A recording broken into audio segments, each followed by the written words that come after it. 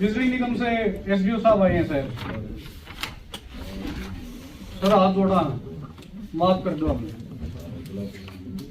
अगली बार माड़ा लावांगे, ढोलक लावांगे, आपका मान सम्मान नहीं कराएंगे। एक चीज पूछना चाहूंगा सर, बिजली निगम क्या जो हमारे को बिजली दे रहा है उसकी एवज में क्या पैसे नहीं ले रहा?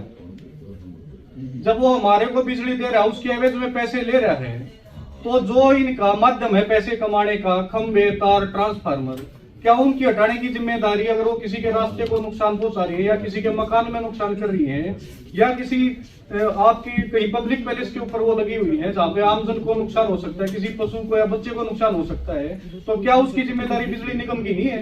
जब हम इनसे बात करते हैं तो इनका जवाब होता है रटाया कि जी हम एस्टीमेट बना देते हैं तो पंचायत भर देगी या पार्षद साहब आप भर दो, चाहे अपने को भरो, चाहे आप अपने डिपार्टमेंट तक भरवा दो। क्यों ऐसा क्यों? फिर तो बिल भी हम इकट्ठे कर लेंगे, पैसा हम ही ले लेंगे, आपको देने की जरूरत ही क्या है? तो पॉलिसी यही है गवर्नमेंट की। पॉलिसी ऐसी क्यों है? आप एक बात, जब खंबा आपने जोड़ के बीच में गाड़ दिया, उसके करंट लाके 4 भैंस मर गई, उनका नुकसान कौन देगा?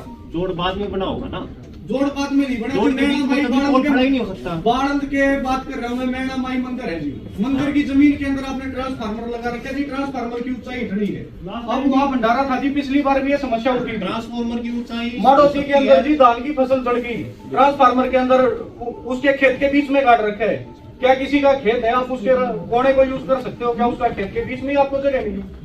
अगर हम बात करें सर सुंडाना की, 10 घरों के ऊपर से लाइन जाती है, 3 हाई वोल्टेज लाइन है सर, 4 बच्चे अपंग हो चुके हैं, कौन जिम्मेदार होगा सर इसके लिए? एक भैंस बाड़न गांव में करंट लगने से मरी, इनके अधिकारियों ने 35,000 रुपए भुगतान भी करा है। ये पूरे रोहतक की समस्या है, शायद पूरे हरियाणा की भी हो। जो 10-11 घरों के ऊपर से जो जा रही है, मेरे सामने आई है, जो 10-11 घरों के ऊपर से जा रही है, वो हमने जो अभी मांगी गई थी 2 डेंजरस लाइंस के लिए, वो हमने ऊपर भेज रखी है। जब उसका फंड आएगा तो वो शिफ्ट होगी सर, उसको शिफ्ट करवा दें। उसके अलावा भी हमारी कई ऐसी जगह है, ऐसी लाइनें हैं जिनकी समस्याएं हर आदमी को नुकसान करने वाली। अगर आपका बच्चा भी खेलता होगा सर, ये उसको भी नुकसान। अगर किसी को अगर अपने पर्सनली कोई चीज हटवानी पड़ती है, अगर पर्सनल कोई खेत है या किसी की पर्सनल घर के ऊपर से जा रही है, अगर सामूहिक जा रही है पूरे गांव के ऊपर से, तो वो शिफ्ट हो जाती है। सर एक चीज अगर पर्सनल मेरा खेत है, आपको किसने राइट दिया उसके अंदर से लाइन लगाने का? किसने उसमें राइट दिया आपको? उसके बीच के बीच और बीच आप उसके बीच में जाके ट्रांसफार्मर लगा देंगे?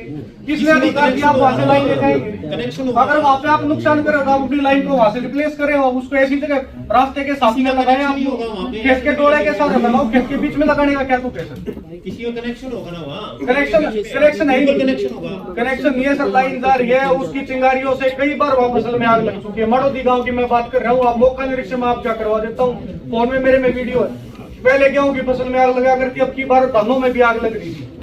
आमों का निरीक्षण करवा दो, आमों का निरीक्षण आपको करवा देता हूँ, पर कितने दिन में आप करवा देंगे सर? मैं आपको शिकायत भी लिख के देता हूँ, आज भी भिजवा देंगे। बताना चाहूँगा इसके बारे में, जहाँ तक के पोल शिफ्टिंग का व्यवस्था है, किसी रास्ते से है तो इस तरह का है, तो उसके रिगार्डिंग सरकार की ऑलरेडी पॉलिसी है। अगर कई बार देखा जाता है, मेरे गाँव में भी समस्या इस प्रकार की आती है कि पोल ऑलरेडी है और उसके बाद में आपका बीपीएल फैमिलीज के लिए जो प्लॉट अलॉट हुए हैं या बाद में घर बनाया है, तो उसमें रेस्पॉन्सिबिलिटी जहां तक कि मेरे संज्ञान में है, वो कंसर्न ओनर की रेस्पॉन्सिबिलिटी है शिफ्ट कराने के लिए बाद में।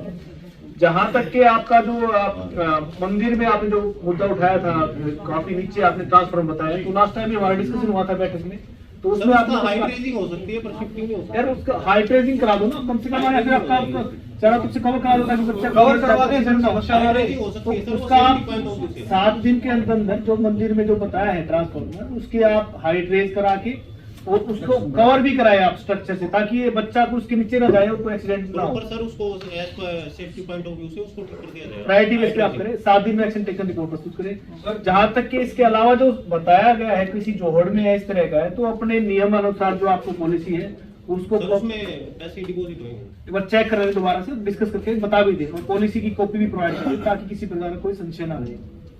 सर जैसे एक बात की जाती है, 2% जो हम बिजली बिल गांव के क्षेत्र से जो लोग जमा करवाते हैं उसका पंचायत के उसमें माना जाता है, उसका भी हिसाब किताब नहीं देते। हम ये बात कहते हैं इनको बार बार कि आप कोई हमें ट्रांसपेरेंसी।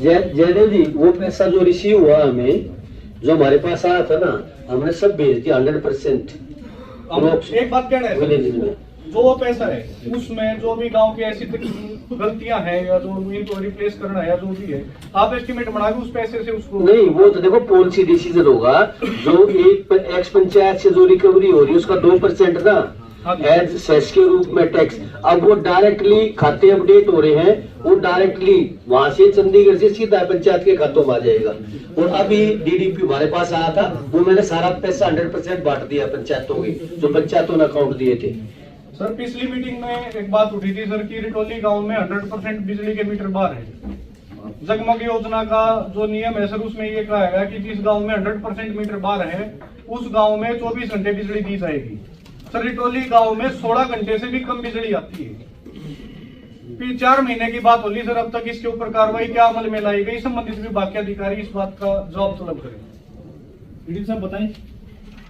रिटोली एक्चुअली मेरे को पता नहीं है, दूसरी डिवीजन में आता है, मैं भी पता करके बता दूंगा। अगर उस पे कोई और भी गांव रहता है उस फीडर पे, तो जब उसके मीटर बाहर निकल जाएंगे तो हो सकता है 24 घंटे।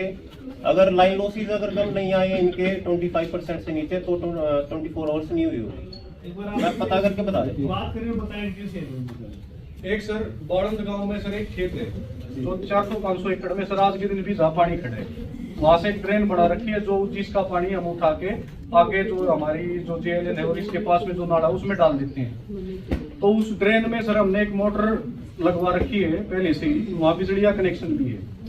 सर 6-7 महीने से हमारे पास वो बाड़ंद गांव से आए जी आनंद जी, वो पर्सनली तौर पे इस काम को करवा रहे हैं, तो सामूहिक काम है। उस लाइट को सर हम शिफ्ट करवा रहे हैं जो गांव की 24 घंटे की लाइट है, ताकि वो मोटर चली जाए और वो पानी निकल जाए, लोगों की फसल बच जाए। फाइल आज एसडीओ साहब के पास है, आज एक्शन साहब के पास है, आज एक्शन साहब ने वापिस एसडीओ साहब को भेज दी, आज एससी साहब के पास चली गई।